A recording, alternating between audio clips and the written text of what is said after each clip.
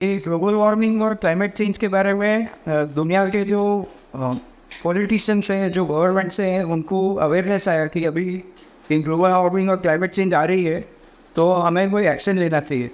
तो ये वजह से एक वर्ल्ड वाइड एक बॉडी बना जिसको बोलते हैं COP। तो ये COP जो है वो हर साल मिलता है और प्लान करता है कि अभी अगले साल में क्या करना है हमको। तो इस तरह से 2008 में पेरिस में मीटिंग हुआ, जहाँ पे दुनिया की ऑलमोस्ट 100 कंट्रीज थी, जो रिप्रेजेंटेटिव्स थे, like prime minister and presidents.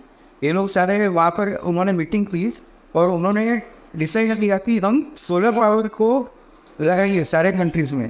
तो हमारे मनमोहन सिंह जी को वो वहाँ पर मीटिंग में थे और उनको बोला कि अभी आप इंडिया के लिए कमिट करो, आपको सोलर लगा है इंडिया में। तो फिर उन्होंने उस समय 5,000 करोड़ रुपीज़ का बजट बना के बोला कि हम अभी सोलर का काम इंडिया में करेंगे। तो इस तरह से सोलर का इंट्रोडक्शन इंडिया में 2008 में आया।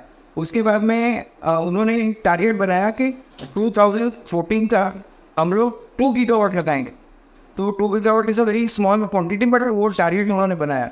तो उसके बाद में इतना कुछ प्रमोशन नहीं हो रहा था, लेकिन 2008 में गुजरात गवर्नमेंट में मोदी जी जो थे वो चीफ मिनिस्टर थे, उनको पहले से ही ड्रीम था सोलर का। तो उन्होंने गुजरात और राजस्थान वहाँ पे बड़े बड़े प्लांट्स लगाना शुरू किया और बिल्डिंग करके, लाइक कच्छ है तो वहाँ पे पूरा उन्होंने ह्यूज सोलर पावर प्लांट्स लगाया, जहाँ पे जो जनरेशन होता था वो जो वहाँ पे डेवलपर था वो 13 रुपीज़ में बेचता था गवर्नमेंट को। जो सोलर का पहला गवर्नमेंट का एग्रीमेंट हुआ वो 13 रुपये में हुआ। समझो कि किसी ने 5 मेगावाट का प्लांट लगाया तो 13 रुपीज़ में वो पावर प्लांट से जो पावर सप्लाई होता था 13 रुपये में गवर्नमेंट को बेचता था। तो वो टाइप के रेट्स उस समय शुरू हुए थे। उसके बाद में 2014 में जब भी बीजेपी की मोदी जी की गवर्नमेंट आई तो उन्होंने ये टारगेट को सीधा 20 गीगावाट कर दिया। 2 गीगावाट का 20 गीगावाट, और बहुत सीरियसली इसको इम्प्लीमेंट करने का शुरू किया। तो उस समय ये जो एग्रीकल्चर और फार्मर्स का जो क्रिएट हुआ अवेयरनेस कि फार्मर्स जो है वो सबसे ज़्यादा जिनको पावर चाहिए एग्रीकल्चर के लिए, तो उनको जब भी पावर चाहिए तो पावर नहीं मिलता है, और अगर पावर मिल गया तो उनका उपयोग ठीक से नहीं कर पा रहे और पेमेंट कुछ भी नहीं आ रहा है। तो गवर्नमेंट ने एक आइडिया लगाया कि हम जितने भी फार्मर्स है सबको हम सोलर वाटर पम्प्स देंगे। तो सोलर वाटर पम्प से क्या बेनिफिट होगा? एक बेनिफिट तो ये होगा कि इसको बिजली नहीं चाहिए और डायरेक्ट वो सन से पावर क्रिएट करेगा और पंप में पानी जो भी आना है वो आ जाएगा। दूसरी बात ये है कि सोलर वाटर पंप है वो DC के ऊपर चलता है, उसको AC कनेक्शन नहीं। तो जैसे ही सूरज उगेगा तो पानी चालू हो जाएगा, सूरज अस्त हो जाएगा तो पानी बंद हो जाएगा। तो पानी जितना फार्मर्स को चाहिए उसका उतना मिलेगा उनको। और उसके अलावा रेनी सीजन में तो चाहिए नहीं, जब बादल होते हैं तो पंप चलाने की ज़रूरत नहीं है। तो सोलर वाटर पंप है ये सबसे बेस्ट अपॉर्चुनिटी गवर्नमेंट के लिए क्रिएट हुई थी। अगर फार्मर्स सारे लोग जाए वो सोलर वाटर पंप यूज़ करेंगे तो देश का जो एग्रीकल्चर है उसमें काफ़ी इम्प्रूवमेंट आ जाएगा, फार्मर लोग सारे कंफर्ट में आ जाएंगे। इसमें एक और पार्ट है, जो पैसे वाले फार्मर्स है, जो रिच फार्मर्स है, वो लोग डीजल जनरेटर यूज़ करते थे। लाइक पंप चाहिए तो डीजल डाल के पंप चालू करते थे, तो उसका कॉस्ट बहुत ज़्यादा होता था और पॉल्यूशन भी बहुत करता है। तो इसके लिए गवर्नमेंट ने 2 प्रपोजल्स निकाला।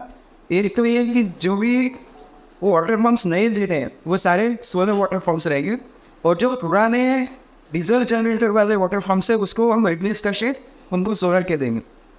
तो इस तरह से मेरे जो एसोसिएट है रिलायंस सोलर, जिसके साथ मैं पहले काम करता था, उन्होंने उड़ीसा में 2014-15 में 1,000 पम्प्स लगाए। मतलब गवर्नमेंट टेंडर निकालती थी ये वाटर पम्प्स के लिए। तो नॉर्मल एवरेज जो सेलिंग प्राइस पंप का होता था वो 3 लाख रुपीज़ होता था। तो 3 लाख में से करीब 70,000 की सब्सिडी मिलती थी और करीब 1.5 लाख रुपया वो लोन पे मिलता था, जो बहुत कम रेट पे होता था। तो जिससे जो भी फार्मर है उसका कुछ जो भी इनकम होगा तो उसमें से वो लोन रिपे कर पा रहा था। तो at 10% of investment from the farmer was getting solar water pump, which is very effective, and he was not only able to do the better agriculture and better production in his agriculture, but also all this waste of power and no income of power to the government, ये सारा eliminate होने लगा। फिर recently 2-3 साल पहले कुसुम करके एक scheme आया, जो ये वाटर पंप्स के कनेक्टेड में।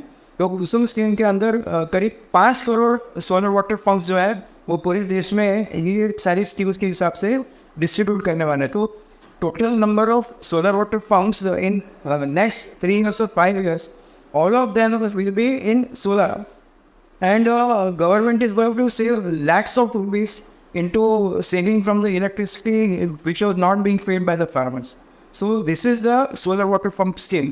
Any farmer can apply through the online. अभी तो सारा ऑनलाइन हो गया ना, तो ऑनलाइन से आप एप्लीकेशन करो, आपके वहाँ पे जो वेंडर है एमपेनल वो आ जाएगा और आप सोलर वाटर पंप लगा दीजिए, बैंक वाले आपको लोन दे देंगे, सब्सिडी आपको मिल जाएगी।